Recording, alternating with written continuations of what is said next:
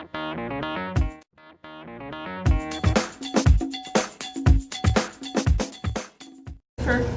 sharing that. We're going to have just a couple of announcements Mark's going to give us, and then we're going to have a presentation on hearing loss, technology that's dealing with hearing loss, as well as communication tips, and then we'll have a break and then our roundtable afterwards for common issues to talk about. Take it away, Mark. Okay. You want to introduce yourself? Talking about hearing. I think you just did that. What'd you say? Okay, well, it is a sign of spring. Valentine's Day is here. So we have a nice little fundraiser we're doing with the Hollywood Seniors Center at the Hollywood Theater on Valentine's Day around a movie called The Age of Love. And it's about in Rochester, New York, or somewhere, where they had speed dating for people 70 and older. So it's a very cute movie. I've got to watch part of it. It looks very interesting. And then after it, at the Hollywood Senior Center, we're going to do speed dating for 65 and older. How about 60? I'm never the right demographic. We're going to do it again. We're 40 going to 55. There is a lot of, tell you the truth, there is a lot of speed dating around town from 55 to 65. I So I have can never hook you seen up. it in my life. I can hook you up. I can hook you Mine up on was at that. 60 and now it's 65. Well, we're going to do more of these. We want to do maybe a wider broaded. We want to do an LGBT one. We're going to do different ones of these, depending on how it all goes. So if anybody's interested, it might be more of a friend-making thing because we have a little lower amount of men. That's A lack of men, a right? lack of men.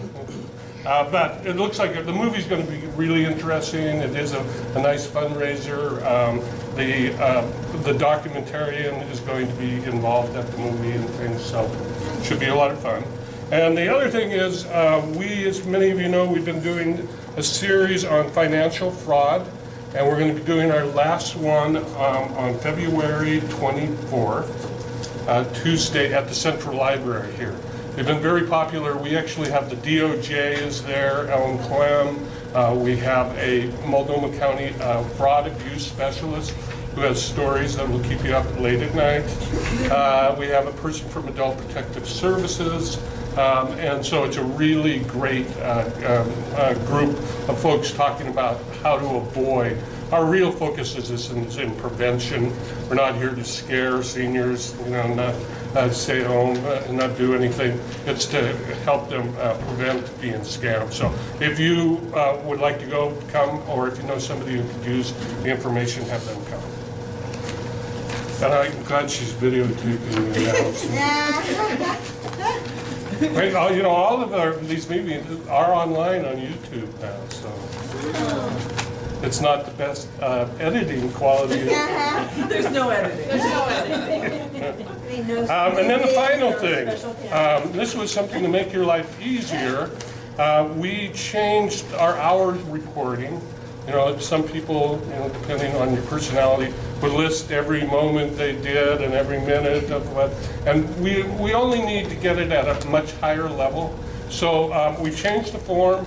If you are only reporting hours, we wrote a song for this yesterday, but I won't do it to you. If you're only reporting an hour, all you have to do is reply to the email and put what hours you did on there. Estimate for the month. Keep in mind, put all the hours that you drove or got prepared, everything that you do, put it on there and make one lump number. If you need to ask for reimbursements for mileage or any receipts, then you do have to fill out the form and send that back in. But so we hope this will make it easier for you to get it back to us. And I want to reward Elliot, who was one of the ones who did it correct this time.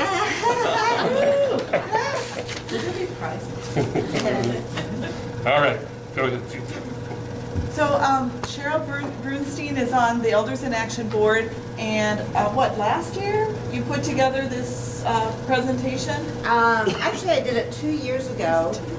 how quickly time Yeah. flies. And actually, my last name is Brounstein, but that's Oh, okay, okay. sorry. Everybody, no, I It's respond to spelling. lots of different You pronunciations. just did the Portlandia, didn't you? Are you with related to Jeanette? Karen? Huh? Are you related to I Karen? wish. No, mine has a U. But anyway, do you want me to? Yeah, Go and ahead, I let's just tell want the to, story. yeah, tell us more about that, and thank you for coming to help kind of raise our awareness. We probably all know about hearing loss, but it's always good to hear about it and just kind of raise our awareness. Hopefully some communication tips that'll be helpful in our lives and working with the personal advocate cases we work on. And then also some resources at the end, and we made a handout for that. So take it away, Sherry. Thank you for coming. Well, thank you. I'm also fortunate enough to be on the board. And I want to thank you so much for your work. My background was originally in education, and after I taught for a couple years, I decided, this is pre-special ed, so that's how old I am.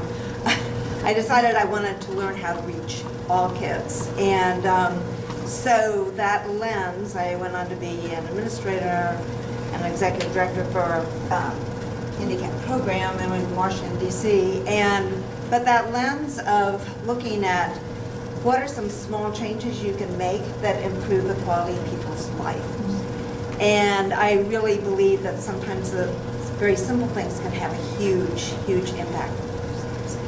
When I retired, I decided I wasn't ready to retire, so I went to Portland State and got a certificate in gerontology at the Institute of Aging, which is such an amazing program, and I wish I'd done it 20 years ago because I just learned so much about my own body and aging. So I did an internship at Elders in Action with Joan Corella, and we had this grand plan of creating training slides that could be accessible to businesses so that they could make their businesses more accessible to adults. At the same time, I had an aging mother-in-law and an aging mother, and I watched how their lives changed as they lost hearing, and how sometimes frustrating it was, and how also people could make it so much easier for them. So that's some background. Some of these slides are fairly self-explanatory, but there's some slides we may pause at, or if you have questions. And what I tried to do when I went through them, I hadn't looked at it for a long time, is to think about how that can influence your work as advocates. So basically, and I did customers because this was originally Newport. There we go. Hearing loss. I found that there were some figures as I got into this, and I tend to over-research because I have that old finishing my doctorate, and I tended to over-research things. But because I didn't want to write, it was easier just to read about it. Yeah. 46 million American adults have hearing loss. Hearing loss that impacts their lives in some way. And hearing loss is the most common condition that alters the quality of older adults' lives. 1 in 3 adults over the age of 65 experience some hearing loss, and so that means that as you're working with older adults, they will have one of them may have some form of hearing loss. All right. 50% of the people over the age of 75 experience some impact, and I don't know why that's repeated, but we'll skip on that. Progressing hearing loss can begin as early as the 20s or 30s. So when we sort of piloted this program, we asked how many people knew someone that had hearing loss, and I think we only had one person that didn't raise their hand. So it affects all ages. How an individual's hearing changes is a combination of biology, environment, heredity, but one of the things that I learned as I was doing this, ARP did a very extensive study on hearing loss, is that medications can alter hearing, and if you have surgery, it will change your hearing, and there'll be some hearing loss. So when my mother would go in for a surgery, she'd have to come out and go see her hearing aid specialist or audiologist, who also was Bill Clinton's audiologist, but I was like, oh, he has a hearing aid, that's interesting. Yes. They, through the research, did they make any connection as far as how it is, as far as surgery and that? It's the anesthetic that does that. It's general, not necessarily local, I yeah. have a friend who lost her hearing from antibiotics. Yeah, so there are many, many things that impact that. And this was, I found particularly interesting, and I also found it to be true, if I'm blocking your vision. Men are more likely than women to experience hearing loss, and they're also are more susceptible to depression that is triggered by hearing loss. And men over the age of 65 have the highest suicide rate. So it might be something that, as you're working with someone, if you have some concerns, to just keep that in mind and let people know that. Stop me if you have questions. So. Causation of hearing loss, it can be disease, noise, medication, changes in the bone.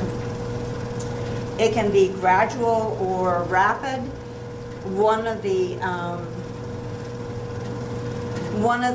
issues with hearing loss is typically hearing loss as you get older is sensory neural, which means that it cannot be corrected. It's a gradual loss of hearing because of nerve damage. And so people aren't always aware that they have hearing loss because it is gradual. And sometimes it's hard to tell.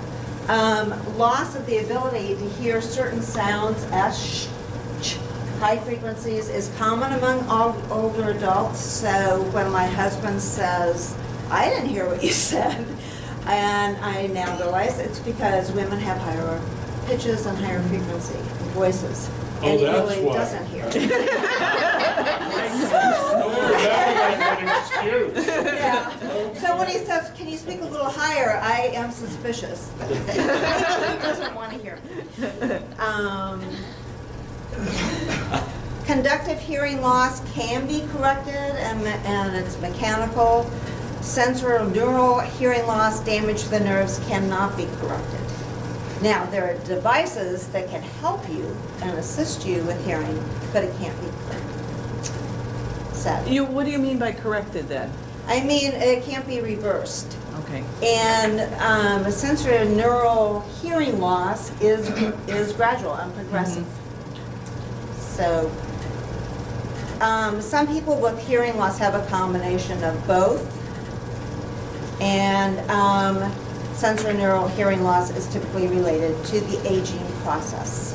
There's some things, one of the things I learned in biology of aging related to our bodies is there's some things that you can't stop the progression of aging even if you're healthy aging.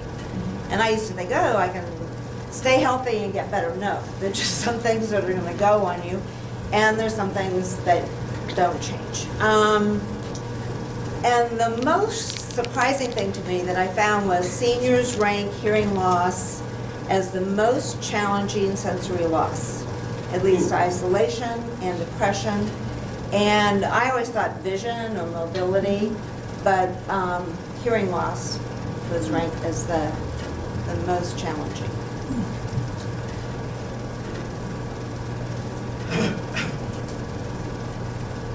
Some symptoms of hearing loss, and I think these are important because it's gradual, and as we age, it may also be associated with cognitive issues, and it's hard to sometimes distinguish, and sometimes you can't.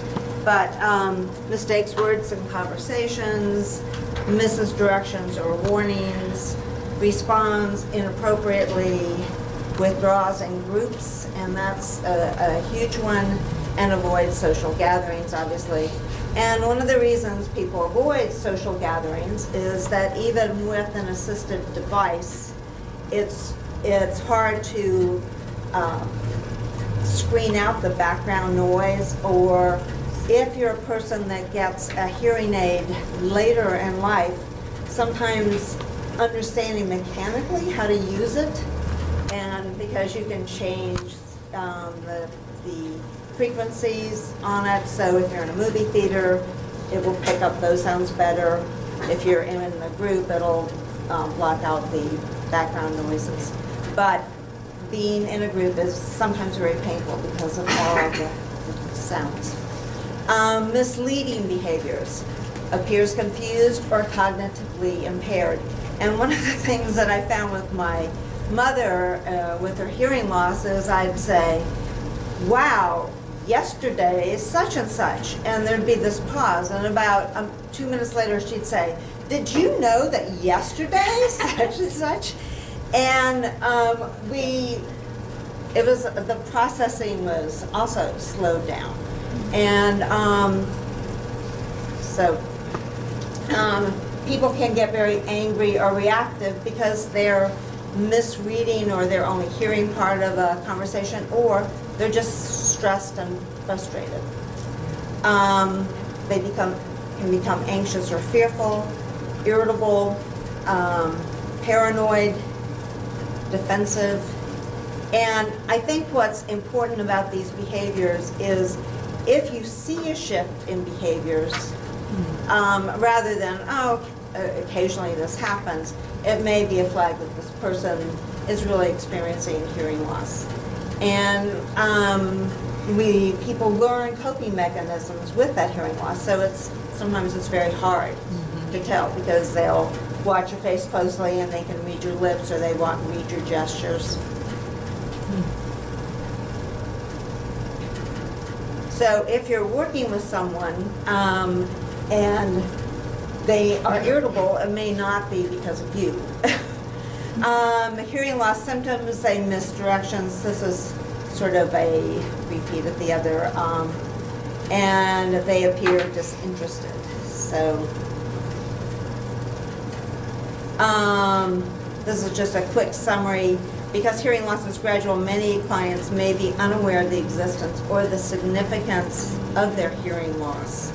And it also, because we have this notion that we need to be fit and perfect, I think the important part about the fact that hearing loss is gradual and it does happen, it's part of the normal aging process, is that hearing loss is normal.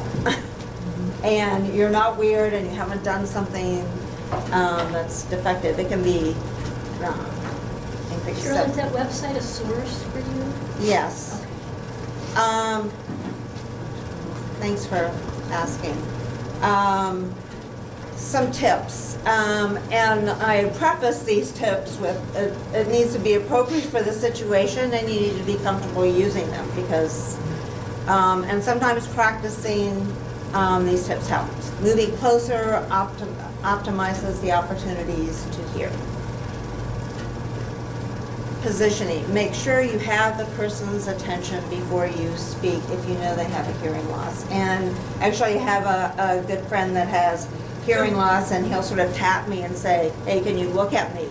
And he's learned to do that, but I don't always think of that. And you can give a person permission if they've acknowledged that they have hearing loss. You know, remind me if you're not hearing me, or if you think I'm speaking.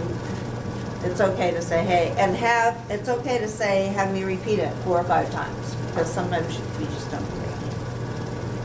Visibility, face the person, make sure the listener can see your face and lips. People learn to compensate by, again, reading facial expressions and reading lips. This is one of the big ones, and actually I bought this book on how to help your aging parent, who's me right now, but anyway, it's enunciate clearly. Sometimes people think that means speaking louder, and my mother would always say, you're speaking too loud. So, volume, moderate your volume, using too loud a voice can create discomfort, especially when hearing devices are in use. Lower your pitch. Again, knowing that higher pitches are harder to hear, a lower pitch is easier to understand. Rate of speech, speak at a reasonable rate. Encourage input by actively listening, by actively engaging the person. And one of the things when you're in a group and a person has hearing loss is they will withdraw and they won't participate in a conversation. So finding ways to engage them. A funny sort of story, my mother would get very upset when we go out and people would speak to me and not her. We were taking her to visit places to live, and the person that was talking was really excited, and I asked a question, and then he kept looking at me, and I was like looking down at both my sister and I were like looking down, please don't talk to us, talk to her. You have to Eventually say did. it though, Yeah. right? Yeah. It's very disrespectful. Yeah. Yeah. It is. You think that's a good thing to say just at the beginning? I think that would be, but again, you know, I think it's your own comfort level, the comfort level of your parent or the person you're working with, and you could say, would you mind if I say something like, make sure you address your comments to all of us, or repeat key points, summarize, and this is probably particularly important when you're working as an advocate. Demonstrate if it needs demonstration. And this is the most important, treat the customer with respect and as a competent adult. And, you know, calling someone sweetie or honey or in a baby voice, which people is not cool, but you all know that, but I'm just repeating it. In a conversation that involves more than one person, make sure to include the hearing impaired person. Or if you see that someone isn't participating, to find ways to engage them. I have a question. So when someone doesn't understand, you know, we all have this happen, right? But when someone doesn't understand, I've always heard it's good to say it a different way, because there might be sounds or words that don't make sense to the person or whatever. Did you hear, has anybody heard that or had experience with that? I didn't read that specifically. It makes sense, and certainly, you know, I think the thing is to try a lot of different things. Yeah. I'm sort of not in that frame of mind, because when I don't hear something, I want to repeat it exactly. I don't want someone going around, no, I don't want to try to figure out something else. I want to hear, what is it you said, a little louder, and I got it. Okay. So it can be problematic either Can I way. try it both ways, maybe? Well, Yeah. no, I've done customer service for like 25 years on the phone and all that, and repeating it a different way in the same style does help, but using different words, not necessarily going around or anything like that all, but you can use different words for the same meaning, sometimes even less in the second go around, and they get it. Sometimes you put too much in the first sentence, they don't get it. Yeah. The shorter you make it, the quicker they understand it. So, yeah, Better. changing it sometimes does work. Maybe shortening. Sometimes repeating it again simply is exactly the same way too. Or rate, slowing your rate down. I saw this when I was driving past a Fred Meyer, and there's an audiology clinic and sort of the strip mall behind it, and it said hearing loss is not Alzheimer's. And I just think that's so important to remember. But I will add this caveat, as a person's, and they're actually, they have not figured out which is the precursor, but as really older adults with hearing loss progress, it becomes more difficult to tell how much of it is there some dementia where there's some TIAs, are they processing slower because of some cognitive issues, or is it because you become isolated, you're not talking and communicating, and you start living in your own world. And I just think there's some things you will never really know. Yes. It's kind of been in the news this past week with Harper Lee, you know, her sequel to Kill a Mockingbird. It's become even scandalous, this trying to figure out if this, you know, national figure icon is aware of this book being published because she has such severe hearing loss. There's a lot of people assuming that that is dementia, and she's not making decisions about the publication of her own work. So just really funny seeing that play out.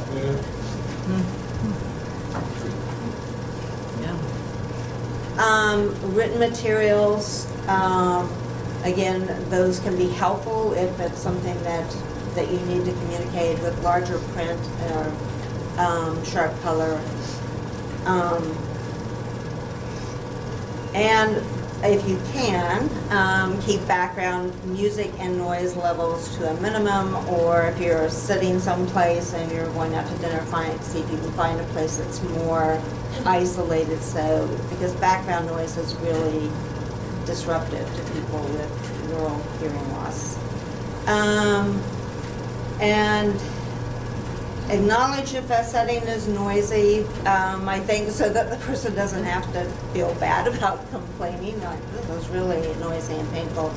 And I think it's important to encourage, I know sometimes when I ask someone to repeat it and they repeat it and I don't get it that first time, I'm uncomfortable saying, would you mind repeating that a second or third time? But I think sometimes, you know, we need to feel okay to do that. Lighting, this is probably something that you don't have a lot of control over, but if you can, make sure the lighting is sufficient so people, or that you're sitting in a, like, can you see me okay? For facial expressions. And just a summary of the tips: face the person, speak clearly, provide information in writing, do not shout or speak in baby talk, repeat when appropriate or summarize, and there's that summarize or repeating in the same way. Yes? I want to touch on what you just said about having to repeat. I think for people, having to repeat what they're asking the person, I think they tend to get irritated by Yes. it and impatient, so Yes. they don't want to repeat it and Yes. continue on with, I guess, something else. Yes. But trying to understand the fact that somebody who has hearing loss is, I think, is the most important thing, because then you know how to relate to them, talk to them, and they're, you know, so they could understand you, I think. But I think the one thing is people get impatient. Yes. I think that's a really, really good. Could everybody hear that? Could you summarize?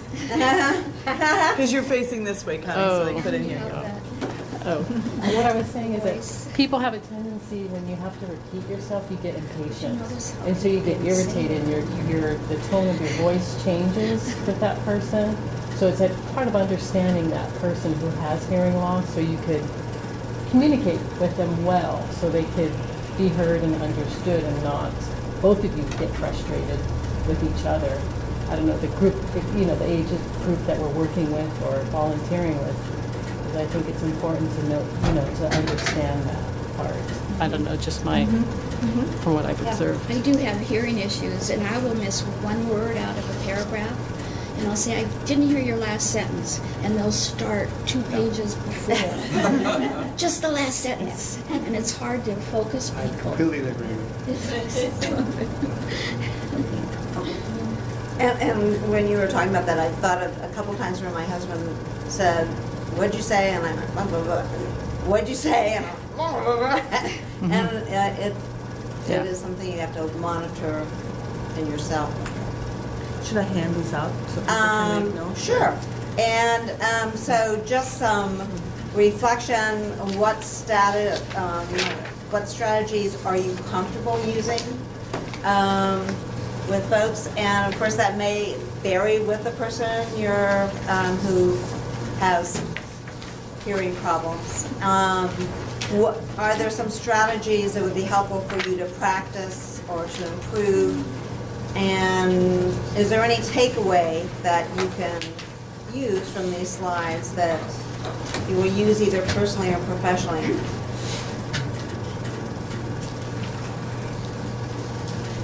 Yeah. I have a question, an example.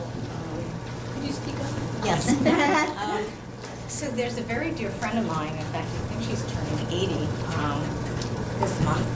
And I've always enjoyed going to these lectures and programs with her at this museum in town.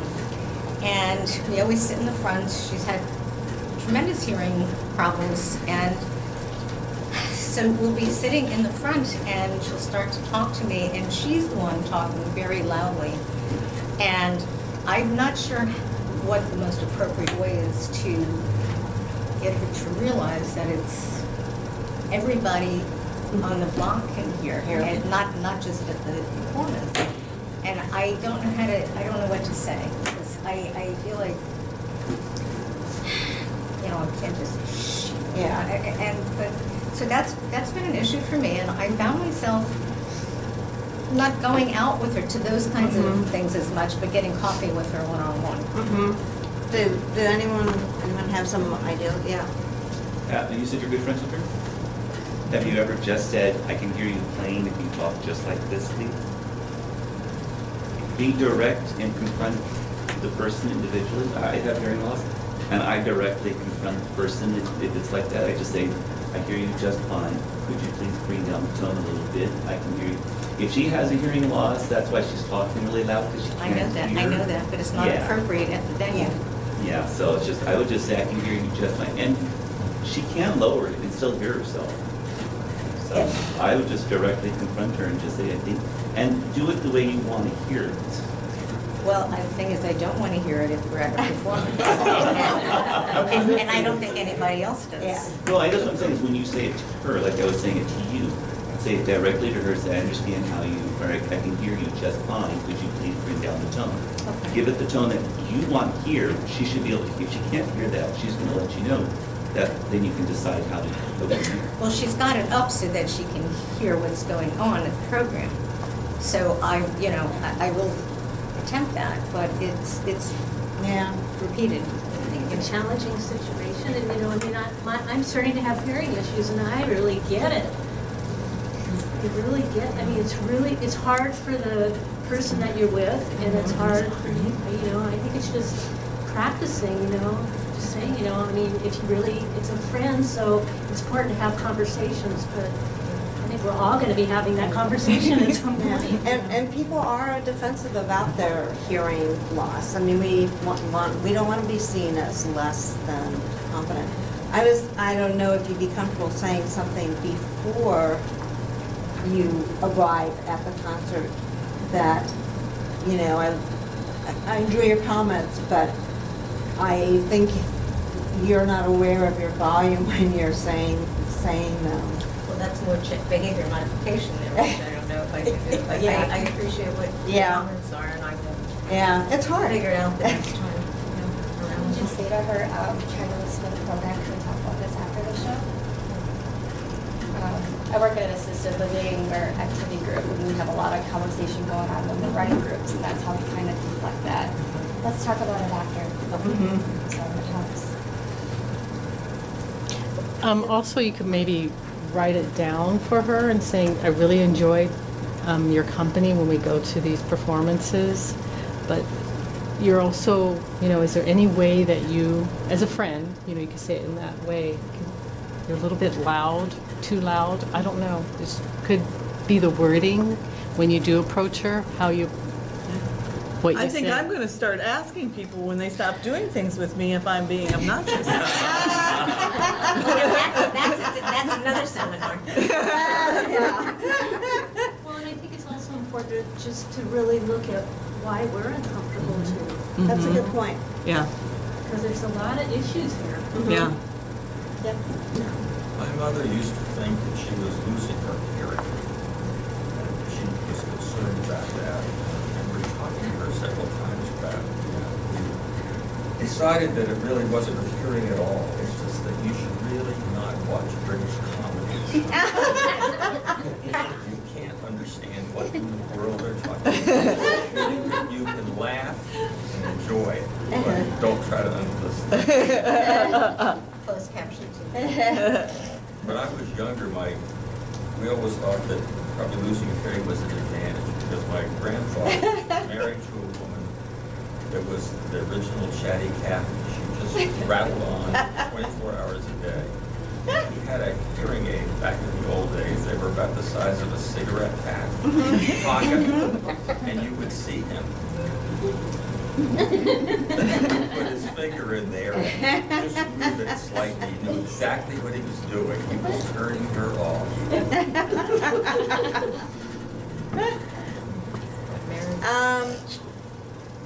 Brianna distributed, these are places you can contact in terms of one of the challenges is that hearing aids are not covered by Medicare. They are covered by Medicaid. And they're expensive. And Isn't that a very silly thing? it is, yes. Considering who needs hearing aids in this? And how much impact they have And on our they lives. can't work or participate, engage in it. Doesn't the federal government provide a lot of funds for the states, so it makes it ultimately out the wash as far as who's covering it?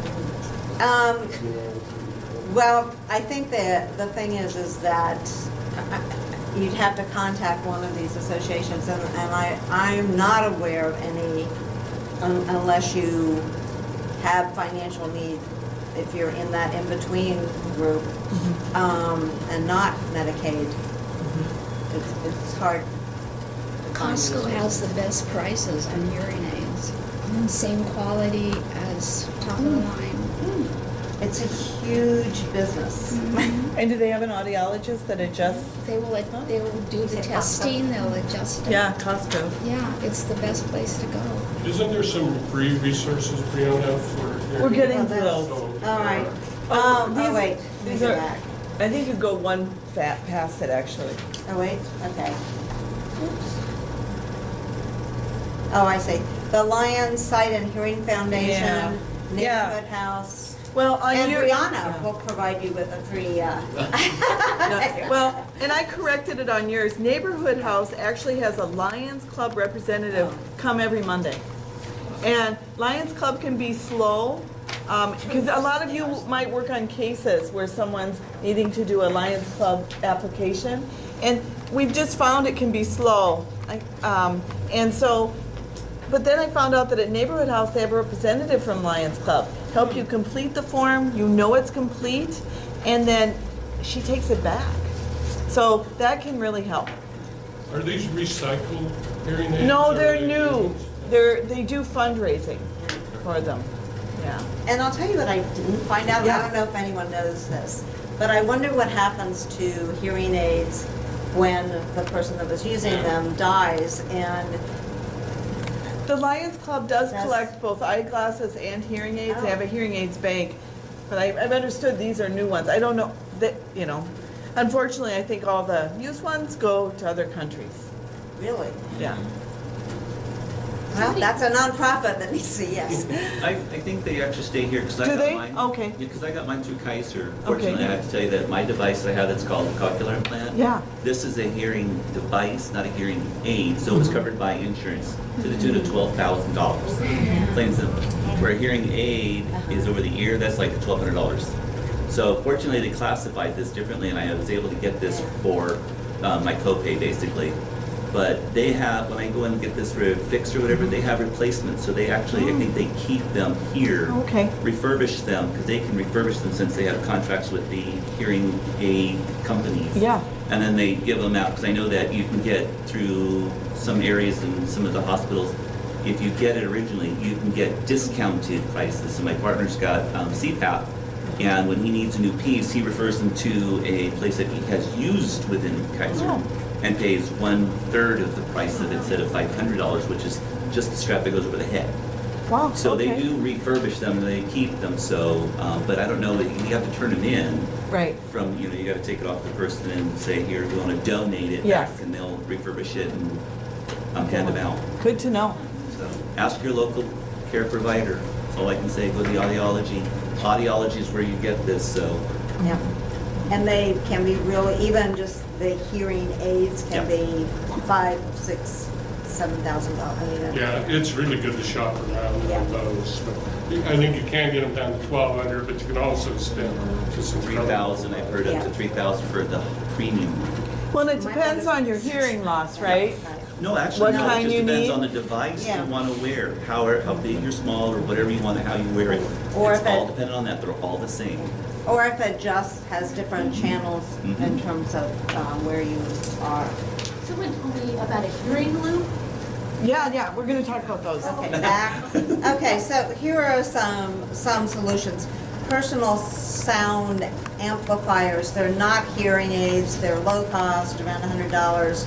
They're ear readers, and you can like pop one in front of you or carry it in your pocket and it'll amplify Is that more sound. like Miracle Air type thing? I don't know, that's a good question. Does anyone know? Miracle Ear? Miracle Air goes in the ear, right? Okay. And you're saying something that sits in front of you? Right. Probably good. Smartphone apps that will amplify sounds for you even if you're watching something. Pocket talkers, which are similar to the personal sound amplifiers, and I guess they're the size of a deck of cards. And Where would you again, find them? I was thinking it'd be Yeah. helpful to have a display, just so that we could get Yeah. familiar with things. Yeah, Yeah. I called the Commission for the Deaf and Hard of Hearing, and because they're in Salem, they didn't do presentations up here. There are some, well, we'll get into that a little Yeah. bit more. There are some pictures Yeah. online with some of these resources. and actually I wouldn't mind spending a few minutes like Googling these and finding out some resources, some pictures, and I could Yeah, I give could send to them. you. Yeah, and then you can share them next That'd be time. great. That would be helpful, I think. Wait, did I think of that? Oops, goodbye. We're back here. Gadgets with directional microphones, and I actually got this from a resource guide, and so that really doesn't tell you a whole lot, but I think you could point those gadgets to the sound that you want to pick up, and they use those sometimes in movie theaters or symphonies if you want a person is hearing aid, and they say that they're devices that you can use when you go to that. And assistive listening devices are similar to that, and a lot of places will loan those to you when you go to a theater or play. And that's some of those loops, right? Yeah, that you, devices with visual signals, and that, those devices will like flash if you don't hear your phone, or flash, one of the things, there was a fire alarm, and my mother just, fortunately, it was accident instead of a real fire, and she just sat through that. And towards the end, we wouldn't ride with her because she couldn't hear a siren if a car, and that she insisted on driving. And that's a whole other topic. Yeah. Sort of challenge, but it does, even like a timer that goes off and that reminds you to turn off your oven or take something out, but there are all sorts of those things that are sounds we just take for granted that are cues to us in terms of safety in our environment. Horn honking if you're crossing the street. And then hearing aids. But good questions about where you can get those and what those look like, and I will do a little research on that. And I have tinnitus that I can take back to a Rolling Stones concert in 1973. Yeah. But is there anything, it kind of comes and goes, is there anything that helps tinnitus? There was, and I didn't put that in, but yeah, there is a device that helps with tinnitus, and I'll include that. Okay. Yeah. Yeah, because that ringing, it is a issue, and I think there's some medication, but I don't know, and it's maybe one of those medications with 5,000 side effects. Yeah, right, yeah. But I would say assistive devices are a bit like medication. If you take a medication, then it may fix this, but it may make something else more difficult. And that's the same with sounds, is that it tunes out some sounds and amplifies others. So I don't think that's why you say hearing aids.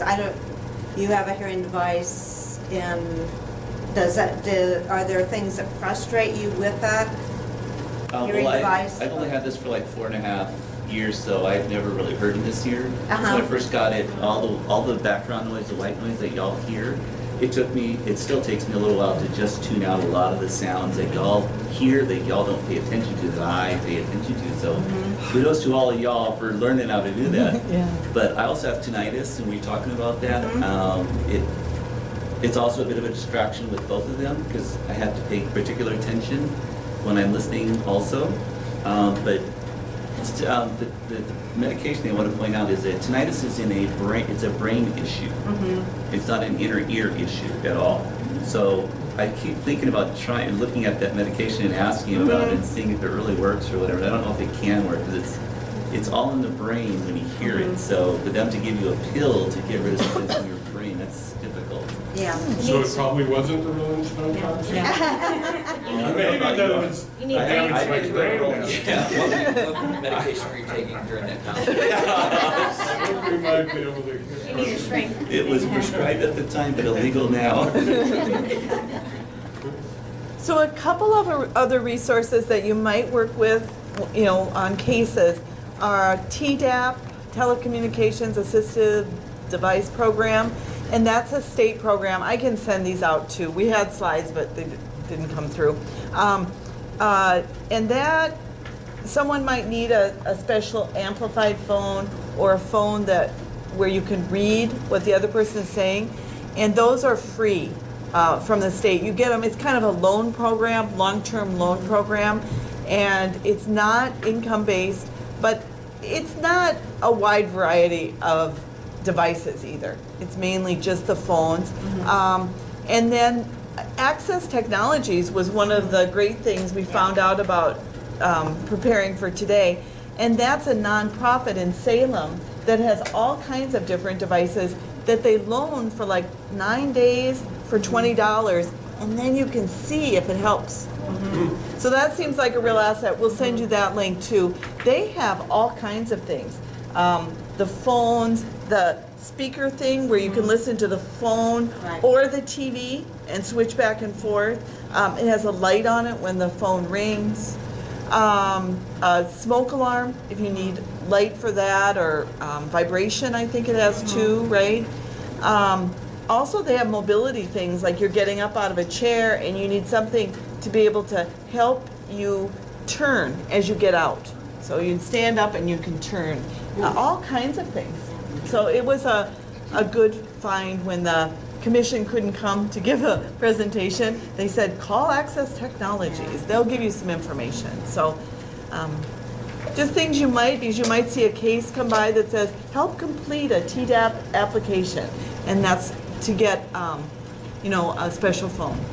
And also, my thought in preparing for today is that you may go into someone's home and realize that their phone is the frustration of their daily life. And that maybe they could try one of these other phones, or we could let them know what's available and they could get one from TDAP. That's a really good suggestion, Right. I think. Yeah, and when you go in sometimes some of the problems arise from people misunderstanding what the person is selling them or what their obligation is, or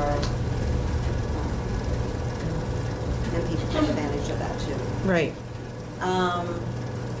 One of the things that attracted me to this was realizing that there's so many ways we can find now to keep older adults engaged, active, connected, using technology, which we never had before.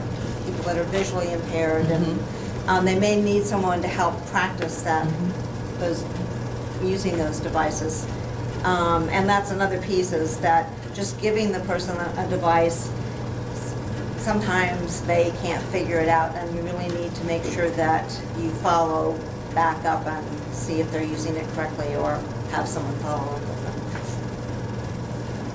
I think there was one personal advocate case where someone went in and was able to program the person's phone, who was, it was voice recognition, because she had a severe sight impairment, and so then they got it so that it could voice recognize, so that it would dial the phone for her. So I guess she said it was kind of a fun project. actually. Oh, All right, well, great, thank you. Yeah, Oh, thank you. other questions or? All right, well, let's take a Thank 15-minute you. break and then come back. Thanks, Cheryl.